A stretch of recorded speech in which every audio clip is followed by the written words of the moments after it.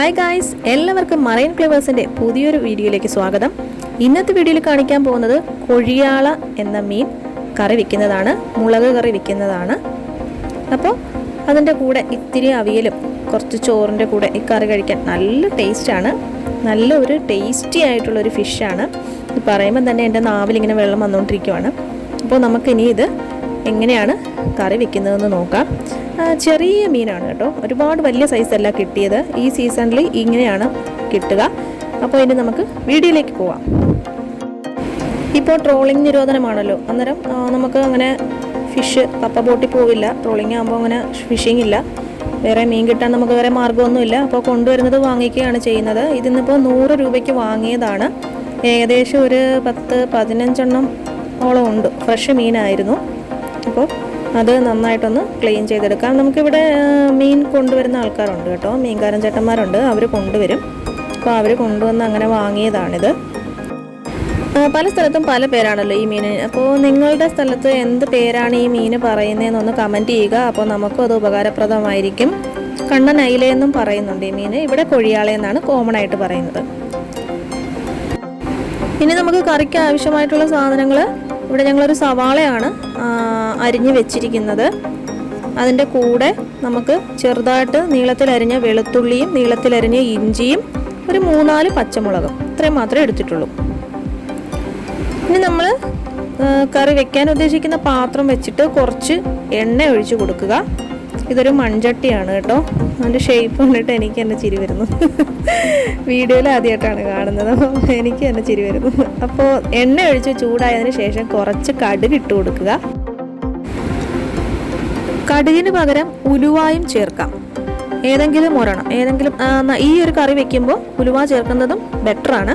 ഇന്ന് പക്ഷേ ഞങ്ങൾ കടുകാണ് ചേർത്തിരിക്കുന്നത്. ഇനി നമുക്ക് ഇതിലേക്ക് ആ കടുകൊക്കെ പൊട്ടി കഴിഞ്ഞിട്ട് നമ്മൾ എടുത്തു വച്ചിരിക്കുന്ന ആ സവാള, പച്ചമുളക്, വെളുത്തുള്ളി, ഇഞ്ചി, ആ മിക്സ് എല്ലാം കൂടെ നമുക്ക് അതിനകത്തേക്ക് ഇട്ട് കൊടുക്കാം. അപ്പോൾ ഒരു നല്ലൊരു സൗണ്ട് വരും. ഇനി അത് നന്നായിട്ടൊന്ന് ഇളക്കി നന്നായിട്ടൊന്ന് വഴറ്റിയെടുക്കുക. സവാള ഇതൊക്കെ നന്നായിട്ട് പെട്ടെന്ന് മൂത്ത് കിട്ടാനായിട്ട് പല വീഡിയോസിലും ഞാൻ കണ്ടിട്ടുണ്ട്. ഉപ്പ് ചേർത്ത് കൊടുത്താൽ പെട്ടെന്ന് മൂത്ത് കിട്ടുമെന്ന്. ആക്ച്വലി ഉപ്പ് ചേർത്ത് കൊടുത്താൽ യഥാർത്ഥത്തിൽ പെട്ടെന്ന് മൂത്ത് കിട്ടുമല്ല ചെയ്യുന്നത്. സവാള വേവില്ല, കളർ പെട്ടെന്ന് ചേഞ്ചായി കിട്ടും. അപ്പോൾ ഇവിടെ ഞങ്ങൾ വീട്ടിൽ ചെയ്യുമ്പോൾ അങ്ങനെ ചെയ്യാറില്ല. ഇനി അടുത്ത് നമുക്ക് ചേർക്കാനുള്ള മസാലയാണ്. കുറച്ച് മുളക് പൊടി, കുറച്ച് മല്ലിപ്പൊടി, കുറച്ച് മഞ്ഞൾപ്പൊടി, ഇതെല്ലാം നമുക്ക് ആവശ്യത്തിന് എടുക്കാം. 2 സ്പൂൺ മുളക് പൊടിക്ക് 2-2.5 സ്പൂൺ മല്ലിപ്പൊടിയാണ് ചേർക്കുന്നത്. ഒരു ചെറിയ സ്പൂണിന് മഞ്ഞൾപ്പൊടി. ഇനി ആ അരപ്പ് നന്നായിട്ടൊന്ന് യോജിപ്പിക്കുക. എണ്ണ കുറവാണെന്ന് തോന്നുന്നു, അങ്ങനെയാണെന്നുണ്ടെങ്കിൽ നമുക്ക് കുറച്ച് എണ്ണയും കൂടെ ചേർത്ത് കൊടുക്കാം. എന്നിട്ട് ആ അരപ്പ് നന്നായിട്ടൊന്ന് മൂപ്പിച്ചെടുക്കണം. ആ ഒരു മൂത്ത ഒരു മണം വരും, അതുവരെ നമ്മൾ ആ അരപ്പ് കരിഞ്ഞു പോകാതെ നന്നായിട്ടൊന്ന് ഇളക്കി കൊടുക്കണം. അതുപോലെ തന്നെ വേറൊരു കാര്യം കൂടെ ഉണ്ട്. ഈ മൂത്ത അരപ്പിലേക്ക് നേരിട്ട് പുളിവെള്ളം ഒഴിക്കില്ല. പുളിവെള്ളം ഒഴിച്ചു കഴിഞ്ഞാൽ അരപ്പ് പെട്ടെന്ന് കരിഞ്ഞു പോകും. ആ ഒരു കരിഞ്ഞൊരു ഫ്ലേവർ തോന്നും. അരപ്പ് മൂത്ത ശേഷം ആവശ്യത്തിന് വെള്ളം ചേർത്ത് കൊടുക്കുക. ഇപ്പോൾ നിങ്ങൾക്ക് തോന്നും ഞാനൊരു പുളിവെള്ളം അല്ലേ ഒഴിച്ചതെന്ന് തോന്നും. പുളിവെള്ളം അല്ല, നമ്മൾ അരപ്പെടുത്ത് വെച്ചിരുന്ന ആ പാത്രത്തിൽ കുറച്ച് അരപ്പൊക്കെ പറ്റി പിടിച്ചിരിക്കില്ലേ, അതൊക്കെ ജസ്റ്റ് ഒന്ന് കഴുകിയിട്ട് എടുത്ത വെള്ളമാണ് കേട്ടോ.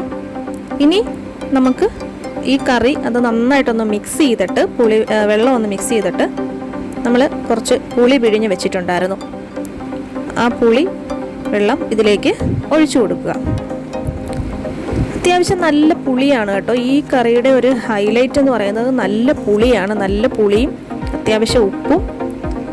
ഇനി നമുക്ക് ആവശ്യത്തിന് വെള്ളം ചേർക്കണമെന്നുണ്ടെങ്കിൽ കുറച്ച് വെള്ളവും കൂടെ ചേർത്തിട്ട് നന്നായിട്ട് കറിയൊന്ന് മിക്സ് ആക്കുക. ഈ മുളക് കറി വെക്കുമ്പോൾ ഇത് ഏകദേശം കുറുകി വേണം ഇരിക്കാൻ. ഒരുപാട് വെള്ളം പോലെ ആയിക്കഴിഞ്ഞാൽ ആ കറിയുടെ ആ ഒരു ടെക്സ്ചർ അങ്ങ് നഷ്ടപ്പെടും, നമ്മൾ ഉദ്ദേശിക്കുന്ന രീതിയിൽ കിട്ടില്ല. അതുകൊണ്ട് കുറച്ച് മാത്രം വെച്ചാൽ മതി. കാരണം ഇത് കൂടുതലും മുളക് മുൻപിൽ നിൽക്കുന്ന കറി ആയതുകൊണ്ട് അധികം ഒരുപാട് എടുത്തു വെച്ച് ആരും കഴിക്കാൻ സാധ്യതയില്ല. ഇവിടെ അങ്ങനെയാണ്, കുറച്ച് മാത്രമേ ഒഴിച്ച് കൂട്ടാറുള്ളൂ. അപ്പോൾ ആവശ്യത്തിന് വെള്ളം വെക്കുക. ഇനി നമുക്ക് ആവശ്യത്തിന് കറിക്ക് ആവശ്യമുള്ള ഉപ്പ് കൂടെ ചേർത്ത് കൊടുക്കുക. ഉപ്പ് നീരാണ് ചേർക്കുന്നത്. അപ്പോൾ അതുകൂടെ ചേർത്തിട്ട് നന്നായിട്ട് മിക്സ് ചെയ്തിട്ട് കറി ഒന്ന് തിളയ്ക്കാൻ വയ്ക്കാം. നമ്മുടെ മീൻകറിയുടെ അരപ്പിപ്പോൾ നന്നായിട്ട് തിളയ്ക്കുന്നുണ്ട്. ഇനി അതിലേക്കൊരു തക്കാളി അരിഞ്ഞത് കൂടി ചേർത്ത് കൊടുക്കുക. അതൊരു പ്രത്യേക ഫ്ലേവറാണ് കേട്ടോ. ഇവിടെ ഏകദേശം കറികളൊക്കെ വെക്കാറുള്ളപ്പോൾ മുളക് കറി അല്ലെങ്കിൽ തേങ്ങ അരച്ച കറി ഇതൊക്കെ വെക്കുമ്പോൾ ഞാൻ തക്കാളി കൂടെ ചേർക്കാറുണ്ട്. അത് എൻ്റെ വീട്ടിൽ നിന്ന് പഠിച്ചൊരു സ്റ്റൈലാണ് കേട്ടോ. ഇനി നമ്മൾ വെട്ടി വൃത്തിയാക്കി വെച്ചിരിക്കുന്ന നമ്മുടെ മീൻ ചേർത്ത് കൊടുക്കുക. ഇന്ന് ഞാനാണ് കേട്ടോ കറി വെച്ചത്. അപ്പോൾ ഞാൻ കുക്കിങ്ങും കാര്യങ്ങളൊക്കെ പഠിക്കുന്നത് കല്യാണം കഴിഞ്ഞ് ഇവിടെ വന്നതിന് ശേഷമാണ് കൂടുതൽ ഇതിൽ ഇൻവോൾവ് ആയത്. പിന്നെ അത്യാവശ്യം നന്നായിട്ട് കറികളൊക്കെ വെക്കാൻ തുടങ്ങിയപ്പോഴാണ് എന്നെ ഈ ഒരു ജോലി വീട്ടുകാർ വിശ്വസിച്ച് ഏൽപ്പിക്കാനും തുടങ്ങിയത്. അപ്പോൾ തെറ്റില്ലാതെ കറികൾ വെക്കാറുണ്ട്. എങ്കിലും ഇപ്പോഴും പല പാളീച്ചകളും പറ്റാറുണ്ട്. വെള്ളം കൂടി പോകാറുണ്ട്, കൂട്ടുകൾ ഏതെങ്കിലും ഒന്ന് കുറഞ്ഞു പോകാറുണ്ട്. അല്ലെങ്കിൽ മിക്കപ്പോഴും പുളിയായിരിക്കും കുറഞ്ഞു പോകാറുള്ളത്, അല്ലെങ്കിൽ മല്ലിപ്പൊടി കൂടി പോകാറുണ്ട്. ഇപ്പോൾ ഇന്നത്തെ കറി എങ്ങനെ ഉണ്ടെന്നുള്ളത് കഴിച്ചു നോക്കിയിട്ട് പറയാം കേട്ടോ. അപ്പോൾ മീനെല്ലാം ചേർത്ത് കൊടുത്തിട്ടുണ്ട് നമ്മൾ. ഇനി ഇതൊന്ന് തിളയ്ക്കണം. ഇപ്പോൾ നന്നായിട്ട് തിളയ്ക്കുന്നുണ്ട്. ഇത് കുക്കായോന്ന് എങ്ങനെയാണെന്ന് വെച്ചാൽ ഞാൻ മനസ്സിലാക്കുന്നത് മുകളിൽ എണ്ണ തെളിയും.